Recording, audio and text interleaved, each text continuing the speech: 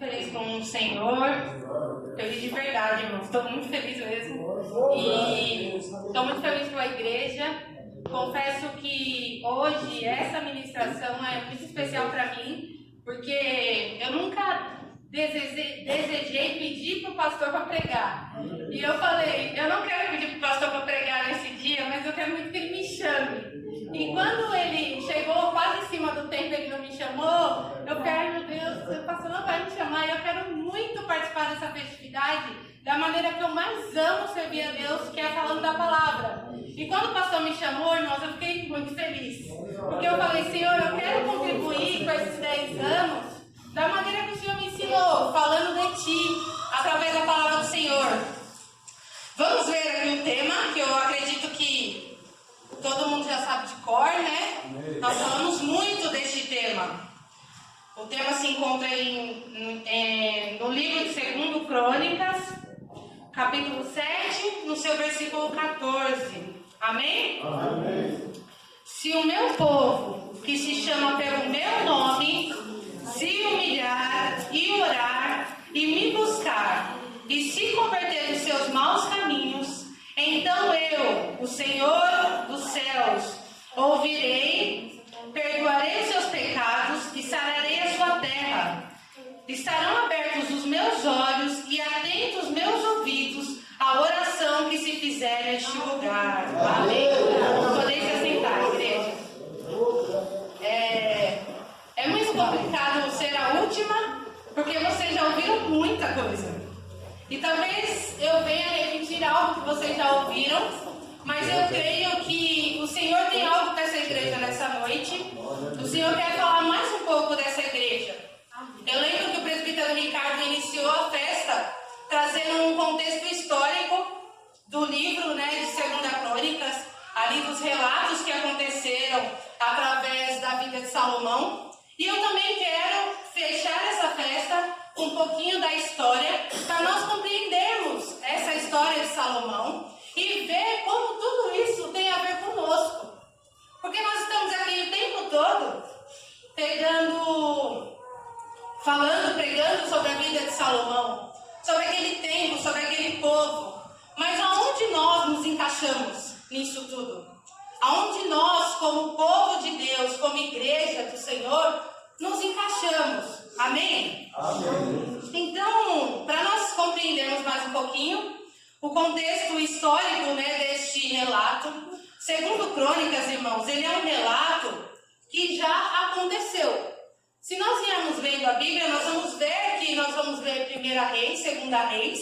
Quando chegar em 1 Crônicas e 2 Crônicas, vai repetir de novo, você vai falar, não, é igual, assim que a gente faz. É igual quando nós lemos Êxodo e depois vamos ler Deuteronômio. A gente fala, é igual, eu não vou ler não. Só que, irmãos, tem algo diferente em 2 Crônicas. 2 Crônicas, ele tem como objetivo alcançar um povo que estava extremamente machucado.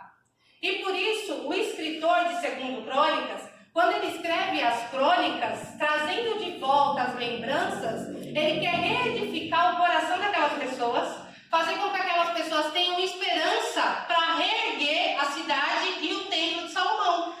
Porque o que aconteceu? O povo passou pelo reinado de Davi, pelo reinado de Salomão. Salomão teve toda a sua vida ali, porém no fim da sua vida, durante a sua vida, Salomão pecou, e este pecado trouxe consequência para o povo. E este povo, pela idolatria, foi levado ao exílio. Foram 2 cativeiros vividos pelo povo de Israel: o cativeiro assírio e o cativeiro babilônico. O primeiro cativeiro foi o assírio. O rei assírio veio e lutou contra ali o povo de Israel, contra o reino norte, que foi dividido as tribos. Nós tínhamos 12 tribos. E foi dividido, foi 10 para um lado, do reino norte, e 2 para o reino sul. O rei assírio veio e lutou contra o reino norte, e o reino norte foi abatido pelo rei assírio. 27.000 hebreus foram levados para o cativeiro. E isso, irmãos, trouxe muita dor para o povo. Muita dor mesmo para este povo, e este povo começa a passar por sofrimento. O segundo cativeiro foi o rei da Babilônia.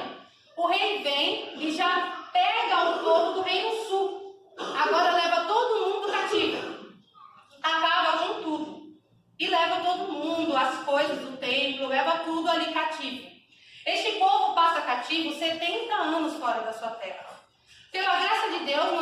Deus levanta o rei Ciro. O rei Ciro, ele vem, se compadece da situação dos hebreus e levanta um povo e manda esse povo de volta ali para sua terra, com o objetivo de reerguer o templo de Salomão que foi destruído.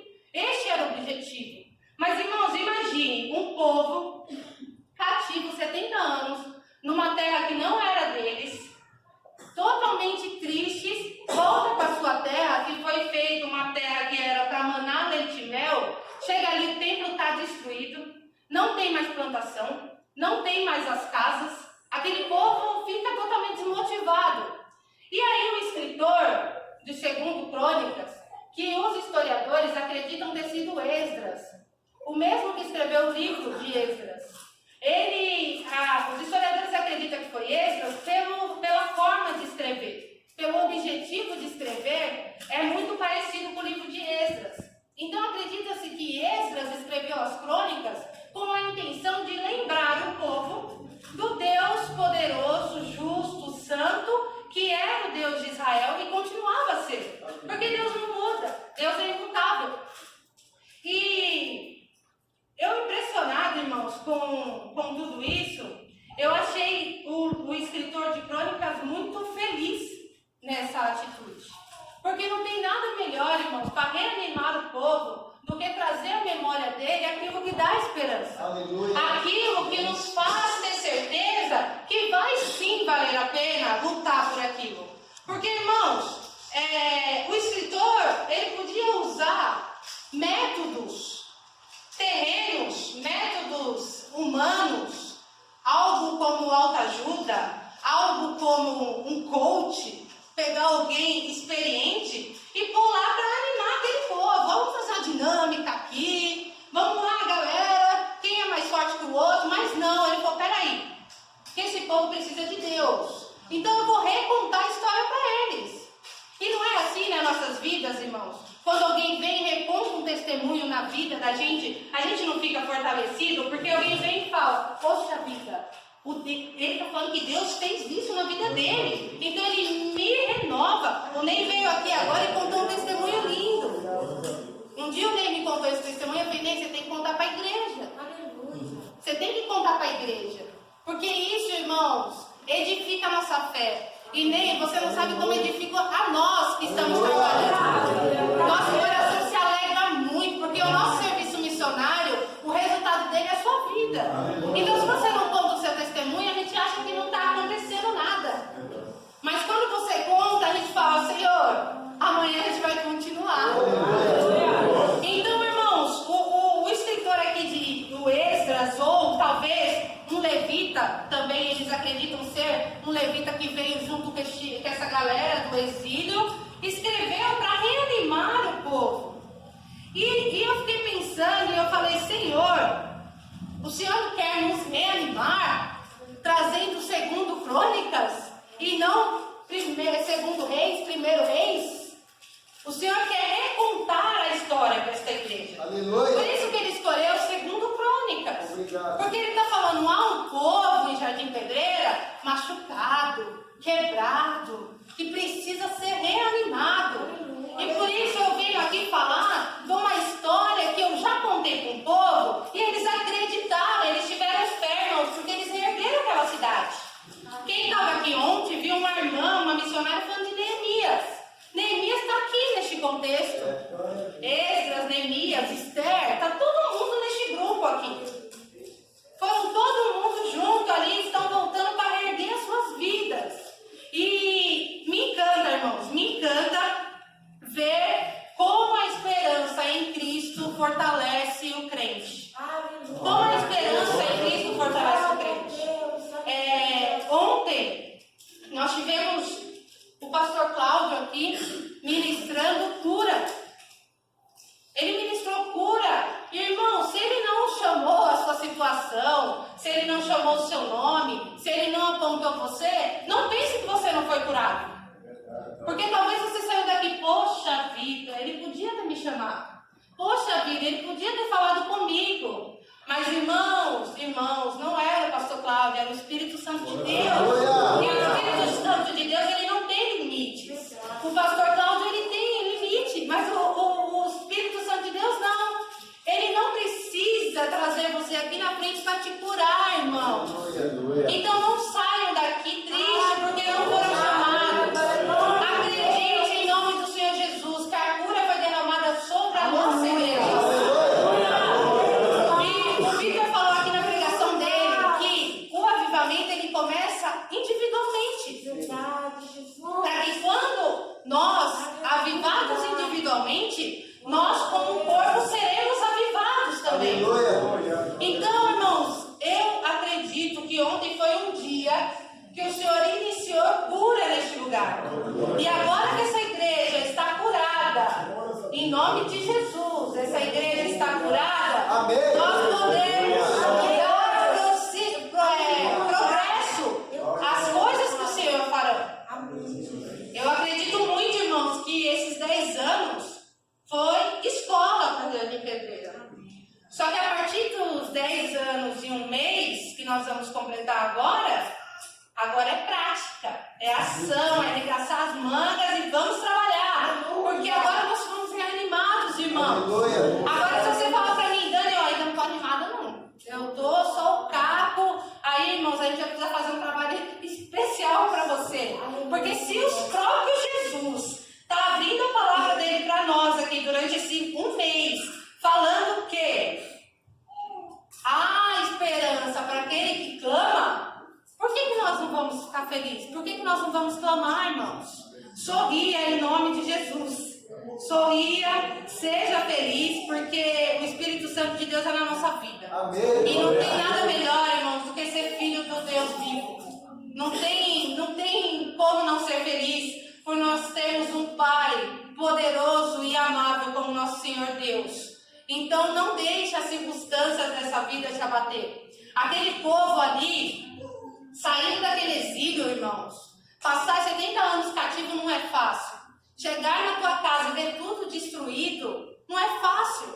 Teve pessoas que escolheram ficar lá no exílio. Teve pessoas que não voltaram, porque sabia das condições que ia encontrar aquilo. Só que o Senhor Jesus, irmãos, ele levanta homens para nos trazer a esperança. Jeremias falou ali em Lamentações 3, traga para nós o que dá esperança, traga a memória o que dá esperança. Jeremias, irmãos, também estava nesse contexto. Jeremias sofreu muito antes e durante o exílio. Jeremias é um homem que realmente, quando ele escreve o livro de Lamentações, irmãos, é porque ele realmente está lamentando do sofrimento que ele viveu. Depois vocês dão uma lida na história do profeta Jeremias. Então, irmãos, este tema, como eu falei, relembra, né, o leitor, nós que estamos lendo aqui, das condições de Deus para um povo que se encontra em meio à crise, irmãos. A crise, ela é antes do avivamento. Todo avivamento que aconteceu na história, ele ocorreu depois de uma crise. Isso por quê? Porque na crise nós oramos mais, nós buscamos mais o Senhor com fervor, nós nos rendemos de fato e nos colocamos dependentes dele. É isso que acontece na crise. E a resposta de Deus à oração de Salomão, ela tem a história assim, iniciada lá em 1 Reis, como eu falei. Se nós lermos 1 Reis, nós vamos ver que Salomão, ele está ali construindo o templo, passando por todas as coisas, e ela se repete em 2 Crônicas. O conteúdo da oração de Salomão, irmãos, ele revela que Salomão, ele sabia quem era o povo que ele ia liderar. Ele ora ao Senhor e fala: Senhor, se este povo se desviar dos seus caminhos, o Senhor perdoa. Se esse povo um dia estiver confuso e voltar a ti e pedir de novo, o Senhor perdoa. Ele sabia quem era o povo de Israel. O povo de Israel, irmãos, é um povo que outrora lá, com Moisés, negou se relacionar com Deus. Era um povo que terceirizou a intimidade com Deus. Ali no monte, quando Deus falava a Moisés, Moisés, desce, consagra todo o povo que eu vou falar com eles, diretamente com eles. E quando chega o momento de Moisés chegar com o povo ali nos pés do monte, o povo fala: Moisés, fala tu com ele. Fala você. O que ele falar para você, a gente acredita. Terceirizar a intimidade com Deus. Esse é o mesmo povo de Salomão. Era um povo que nunca quis intimidade com Deus, irmãos. Era um povo duvidoso, um povo rebelde, um povo de dura serviço. Os irmãos sabem o que é dura serviço? A nuca dura, ela não se dobra, ela não se submete, ela não tem reverência. É só o nariz em pezinho aqui, ó, e pronto. Dura serviço, não dobra, não tem humildade.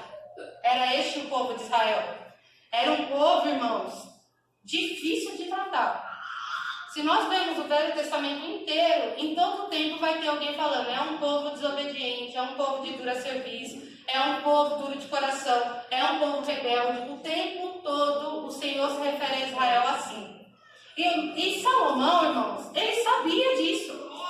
Só que quando nós começamos a ler o reinado de Salomão, Salomão ele pede naquela oração para que o povo, se ele for idólatra, o Senhor venha a perdoar. E o Senhor, irmãos, faz uma aliança com Salomão e fala, Salomão, eu ouvi a tua oração, como os irmãos já sabem de cor isso. Eu ouvi a tua oração e hoje eu faço essa aliança com você. Eu vou perdoar o povo. Se acontecer isso, eu vou perdoar o povo.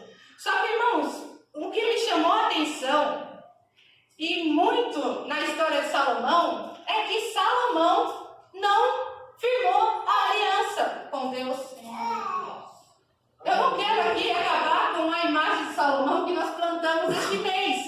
Só que me chamou muito a atenção ao ler que o mesmo homem que orou pedindo para Deus perdoar o povo é um homem que foi ali no próprio quarto dele, o Senhor foi falar com ele, firmou aliança com ele, diretamente com ele. Este mesmo homem quebrou a aliança com o Senhor. Este mesmo homem teve muitas mulheres idólatras. Este mesmo homem casou com N mulheres idólatras e ergueu altares para os deuses dela, irmãos. Foi Salomão que fez isso. E eu fiquei pensando, eu falei, Senhor, ele era um líder, ele sabia das condições do povo. Ele sabia quem era aquele povo, ele sabia que ele precisava ser firme com aquele povo. Porque senão, irmãos, aquele povo se desviaria. Como um líder firme já era difícil, imagine com um líder idólatra. O que seria do povo de Israel? E a gente lê aqui em 1 Reis 11:9, o Senhor falando com ele assim, ó. Pelo que o Senhor se indignou contra Salomão, pois desviaram o seu coração do Senhor, Deus de Israel, que 2 vezes lhe aparecera. E acerca disso, lhe tinha ordenado que não seguisse a outros deuses. Ele, porém, não guardou o que o Senhor lhe ordenara. Por que isso? Disse o Senhor a Salomão. Visto que assim procedestes e não guardastes a minha aliança, nem os meus estatutos que te mandei, tirarei de ti este reino e o darei ao teu servo. Contudo, não farei os teus dias, por amor a Davi, teu pai. Da mão do teu filho o tirei. Todavia, não tirarei o reino todo. Darei uma tribo ao teu filho, por amor de Davi, meu servo, e por amor de Jerusalém que escolhi. Irmãos, olha isso. A consequência toda de Israel chegar ao cativeiro partiu de Salomão. A divisão das tribos, uma coisa que Davi lutou a vida inteira, irmãos, para reunir as tribos. Ele trabalhou muito para que as tribos fossem 12, estassem juntas. E Salomão, irmãos, apesar de ser um homem sábio, talvez o mais sábio do mundo, ele é o mais sábio da Bíblia, errou com Deus. E eu coloquei assim como primeira lição: sabedoria sem temor é o princípio da queda do homem. Provérbio diz que o temor é o princípio da sabedoria. Mas a sabedoria sem temor, irmãos, pode ter certeza que este homem vai cair. E este homem, Salomão, ele não teve temor a Deus. Ele esqueceu das 2 vezes que o Senhor apareceu a ele e falou, eu firmo essa aliança. E Deus está falando, eu apareci 2 vezes, Salomão. E mesmo assim você quebrou a aliança comigo. Por isso eu vou tirar as tribos da tua mão. Não vai ser no teu reinado, vai ser no reinado do teu filho. Vou dividir carta vai até um próximo rei, que era um servo, Jeroboão, e este homem fica já ordenado a atacar 10 tribos. E ele pega as 10 tribos para ele. Por isso que eu falei no início, o reino norte e o reino sul. Foi tudo culpa de Salomão. E eu falei, Senhor, meu Senhor. Mas, irmãos, tudo isso é para a honra e glória do Senhor. Porque, irmãos, o Senhor, ele precisa de fato corrigir o teu povo. Se Salomão fosse idólatra, somente idólatra, e o Senhor viesse e matasse ele, aquele povo nunca ia aprender. Porque o povo também era idólatra. O povo, ele dava um tempo, mas sempre foi idólatra. O povo de Israel. E na medida que foi passando, irmãos, toda a idolatria, vieram muitos reis no Reino Sul, no Reino Norte, a maioria deles idólatras, a maioria deles levava o povo à idolatria, a buscar outros deuses, a servir outros deuses, até que chega o cativeiro da Síria. E diante do cativeiro da Síria, irmãos, diante daquela invasão, Deus levanta homens que creem na promessa dele. Deus levanta homens que lembram dessa pregação, dessa oração de Salomão e da resposta de Deus. Deus levanta Asaf, ou a sua família, porque a palavra de Deus não fala exatamente se o Salmo 80 é escrito pelo próprio Asaf ou pela família de Asaf. Mas eram pessoas tementes a Deus, eram pessoas que lembrou ali da promessa do Senhor e falou, é hora de clamar, porque o Senhor falou que se nós clamarmos, se nós chamarmos pelo teu nome, ele nos ouvirá. Então vamos clamar? Salmo 80, irmãos. Abram a vossa Bíblia no Salmo 80.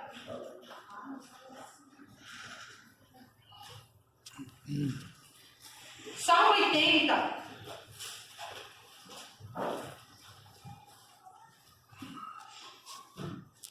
Como eu disse, possivelmente esse salmo ele foi escrito neste período dessa luta, deste cativeiro assírio. E eu não vou ler ele todo, porque a gente não tem tempo e ele é grande, mas eu quero fazer alguns pontos aqui neste salmo, e conforme nós formos fazendo os pontos, nós vamos ler dentro do salmo, amém? Amém.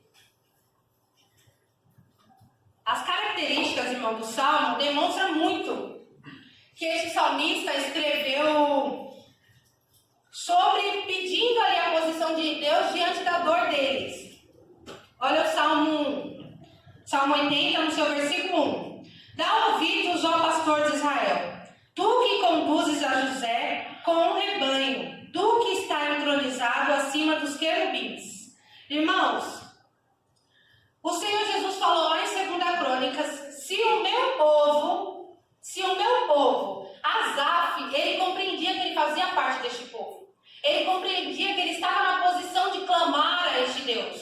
E por isso ele já começa o salmo assim, dá ouvidos, pastor de Israel. Ele reconhece que Jesus, que Deus ali naquele tempo, era um pastor de Israel. Então ele já se direciona ao pastor certo. Ele já busca dar ouvido, ó, pastor de Israel, que é o Deus que conduzia aquele povo. Então, ele já sabia, ele era povo de Deus. Então, ele já está aqui classificado como se o meu povo, ele falou, sou eu. Então, eu vou clamar. Ele levantou e clamou. O 3. Restaura-nos, ó Deus, faz resplandecer o teu rosto e seremos salvos.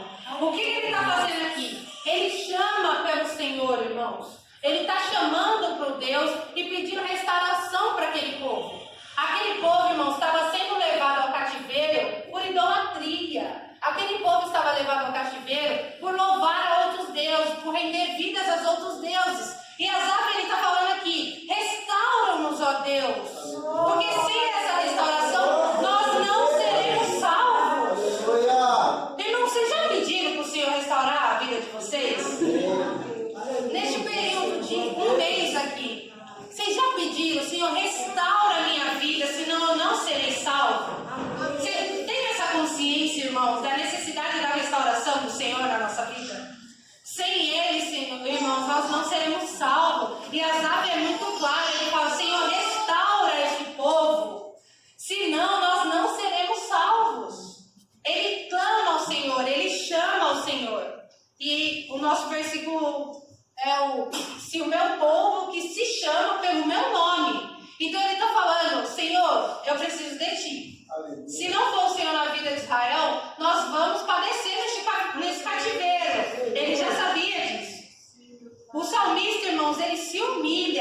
diante de Deus. Essa humilhação o Senhor pede em 2 Crônicas 7,14. Ele pede que nós venhamos nos humilhar. Quando nós nos humilhamos, irmãos, nós confessamos as nossas fraquezas, as nossas mediocridades. Tudo que não presta em nós colocamos para todo mundo ver. Muitas vezes nós não revelamos quem nós somos de verdade, porque nós vamos nos sentir humilhados. As pessoas não querem mostrar o verdadeiro que há em nós. Queremos mostrar algo que agrade, não algo que nos humilhe. Só que para Deus, irmãos, Ele é o que sonda e conhece o nosso coração. Ele é aquele que olha dentro do nosso ser e vê tudo que nós temos de ruim. Então não tem como esconder de Deus o quão ruim nós somos. Não tem como esconder de Deus os nossos pecados, nem os pequenos, nem os maiores. E por isso Asaf, ele já fala, me restaura este povo, porque se não for assim, não seremos salvos. O salmista, irmãos, ele percebe que a destruição ali chegou naquelas terras. Ele percebe que a ira de Deus se voltou contra o povo de Israel. Ele percebe isso. Só que me chama muito a atenção que o salmista, ele sabe que aquele povo só vai se converter dos seus maus caminhos se as mãos do Senhor estiver sobre o povo de Israel. Olha o que ele fala no versículo 17 ao 19 aí, ó. Seja a tua mão sobre a tua destra. Não, seja a tua mão sobre o povo da tua destra, sobre o filho do homem que fortaleceste para ti. Assim, não nos apartaremos de ti. Vivifica-nos e invocaremos o teu nome. O que Asaf está reconhecendo aqui? Sem as mãos de Deus, sem a vida de Deus, é impossível alguém buscar o Senhor. É o que ele está falando, irmãos. Então, o que nós precisamos? De vida. Uma vez que nós tivermos vida, uma vez que nós estivermos vivos em Cristo, o Senhor vai ser buscado por nós. Aleluia. Se você não busca o Senhor ainda, você está morto espiritualmente. Aquele que recebe ao Senhor, aquele que recebe o Espírito de vida, irmãos, ele busca o Senhor. Se você não busca, se você não ora, se você não gosta de ler a palavra de Deus, se você não gosta de frequentar os cultos de oração, se você não gosta de estar na presença de Deus, se você escolhe um dia da semana para estar aqui e fala, eu vou sábado, domingo eu não vou, eu vou quarta, domingo eu não vou, marcar presença aqui para o pastor não chamar a tua atenção, você precisa de vida. Você precisa ser vivificado. Você precisa nascer de novo. Verdade, Jesus. Porque falta amor em ti por Cristo. Asaf está falando aqui, Senhor, estenda as tuas mãos para nós, vivifica-nos e nós invocaremos o teu nome. Asaf reconhecia que o povo de Israel estava morto espiritualmente, irmãos. E ele fala, Pai amado, coloca a vida em nós. Quando nós vemos ali o profeta falando dos ossos secos, ele olha e o Senhor fala para ele que aqueles fala, mande e eles terão vida. Aleluia. Profetiza e eles terão vida. Aleluia. E ele fala, Senhor, tu sabes. Aleluia. Lógico que o Senhor sabe, irmãos, Ele é o Deus da vida. Ele é o Deus da vida, irmãos. E o que o Senhor quer nesta noite é que essa igreja tenha vida. É que essa igreja seja feliz. É que essa igreja seja alegre na presença do Senhor. É que essa igreja venha buscar o Senhor, irmãos, como a corça suspira por água, anseia por água. O Ricardo já falou aqui sobre a corça. Ela demora muito para encontrar a água e ela fica com aquela sede caçando a água. Então, irmãos, que nós tenhamos esse anseio, essa necessidade de buscar ao Senhor. Irmãos, se você não tem essa necessidade, se você terceiriza a sua intimidade com Deus, como eu falei na última pregação aqui, vem aqui novamente e reconheça o Senhor novamente na tua vida. Seja vivo novamente. Aleluia. Porque, irmãos, um povo morto faz isso aqui, ó. Idolatra outros deuses. Quando idolatria, cada um tem o seu particular, cada um tem o seu Deus particular. Irmãos, às vezes não só não é muitos. Nós vivemos entre deuses. Então, se nós não olharmos ao nosso redor e repreender essa idolatria nas nossas vidas, irmãos, nós seremos como Israel. Nós se apartaremos de Deus. E o Senhor vai mandar sim sobre nós condenação. Nós vivemos no tempo da graça, por isso que nós não vivemos cativeiro algum agora. Só que a condenação da graça, irmãos, é muito pior que essa condenação de Israel. Às vezes nós vemos as pessoas falam assim: nosso Deus do Velho Testamento é o mesmo Deus do Novo? Não é possível. O Deus do Velho Testamento é muito carrasco. É porque você ainda não viu o Deus do Novo agindo. Porque quando chegar o juízo, irmãos, vão querer correr com o pé do Deus do Velho Testamento. Então abra o olho e vigie e repreenda os deuses da tua vida. Amém, irmãos? Amém. Então aqui, irmãos, o povo precisa do quê? O povo precisa ser fiel e ter vida. E para isso o Senhor levanta homens como Asaf, que clama ao Senhor no meio da crise, que busca ao Senhor no meio da crise. Irmãos, o que o Senhor quer é nos curar. Como eu falei ontem, houve cura aqui. Porque agora, irmãos, a igreja curada, ela pode impactar o mundo com essa cura. Porque, irmãos, o que é o avivamento? O avivamento, ele não fica restrito aqui. Às vezes a gente sai do culto e fala: eita, culto avivado. Avivamento é algo extraordinário. Não acontece toda hora, não acontece por causa do movimento. Não é assim, irmãos. É algo sobrenatural. Avivamento, ele acontece em momentos. Ele é temporário, por isso que nós vemos vários na história. Mas ele acontece, ele ainda existe. Porém, nós não temos clamado ao Senhor como é para clamar para acontecer. O nosso coração não está arrependido bastante para ter um avivamento. Então, enquanto a igreja não se dobrar aos pés do Senhor de fato, com o coração arrependido, não terá avivamento. Mas eu creio, irmãos, que nós podemos ser essa chama que está acendendo o avivamento no Brasil. Aleluia! Porque, irmãos, se há cura individual, teremos uma igreja curada, teremos uma igreja relevante para o mundo. Avivamento, ele aponta para missões. Avivamento, ele aponta para salvar vidas. Ele impacta o bairro, ele impacta as terras. Então, irmãos, busque isso. Eu acredito muito que o Senhor nos deu esse tema, irmãos, para trazer à memória, como eu falei, aquilo que nos dá esperança, mas também para mostrar para nós que nós não estamos num período tranquilo. Talvez os falsos profetas, eles preguem aí pelo Brasil que nós temos paz. Mas, irmãos, o Brasil está inserido em crise. Uma crise ideológica, uma crise satânica, anticristo. Uma crise que nós podemos chamar de doutrina de Balaão, que entra sutilmente no meio do povo e ninguém percebe nada. E com isso a igreja vai sendo contaminada pelos pagões, pelo mundo e não está vendo nada. Está todo mundo bem, não tem nada a ver. Mas, irmãos, abra o olho. A igreja está sendo contaminada pela doutrina de Balaão e Satanás está agindo no nosso meio e ninguém está vendo nada. O Brasil está em crise, sim. Crise financeira, crise de corrupção, crise ideológica. E a igreja está sofrendo por isso. A igreja está sofrendo, irmãos, e nós precisamos abrir os nossos olhos e orar por essa nação. Precisamos orar pelo Brasil, irmãos. O governo está trabalhando, mas a igreja, ela é o remédio para o Brasil. Aleluia! O governo, irmãos, ele vai fazer o que Deus quer que faça para nós. A palavra de Deus diz que a nação tem o governante que ela merece.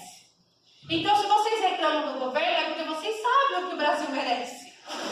Mas nós, como igreja, precisamos impactar este mundo, mudar essa situação. Então, o remédio para o Brasil é uma igreja avivada. Aleluia! Mas se a igreja está morta, está pensando nos seus próprios desejos, prazeres e vontades, não está preocupado com nada, não tem vontade de cumprir a missão de Deus, como seremos relevantes nessa terra? Igreja irrelevante não serve para nada. Como o pastor César falou aqui, é uma igreja que Satanás passa na porta e fala: é uma igreja?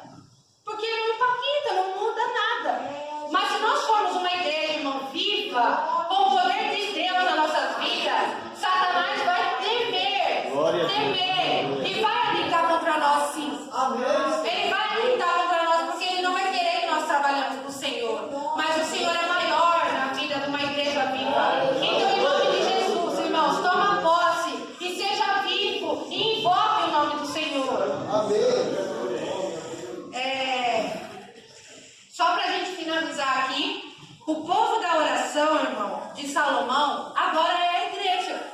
E apesar, irmãos, de nós termos problema, apesar de nós pecarmos, o Senhor nunca falou que a igreja não iria pecar. Mas a diferença dos pecados é que nós temos um coração que é movido pelo Espírito Santo a se arrepender o tempo todo. Então nós não permanecemos nas nossas quedas, nós buscamos nos arrepender. Então, apesar de nós sermos falhos, apesar de tudo isso, nós somos o povo de Deus. E é este povo que o Senhor está chamando para clamar, irmão. O Senhor não deu este tema para Jardim Pedreira à toa. O Senhor está nos chamando para clamar, irmão. O Pastores já percebeu isso e já abriu mais um dia de oração. Então vamos orar, vamos clamar. Quem aqui é povo do Senhor? Quem é povo de Deus? Então invoque o nome do Senhor, igreja. Busque o nome do Senhor. Se arrependa dos teus maus caminhos. E o Senhor fará grande coisa no meio deste povo. Eu quero aqui, irmãos, de verdade, lembrar vocês de uma coisa. Nós precisamos mudar. Passaram-se 10 anos. Deus deu um período de aprendizado enorme para nós. Mas agora é tempo de mudança. É tempo de renovo. É tempo de arregaçar as mangas e trabalhar para o Senhor. Então agora é a prática. Já aprendemos, já trabalhamos. Agora é a prática, a igreja do Senhor. Vamos trabalhar. Vamos estar unidos nessa missão do Senhor. E como a igreja falou, a pastora falou para a igreja, nós teremos novas vidas aqui. Mas as vidas só vêm para um lugar que elas podem ser saradas, irmão.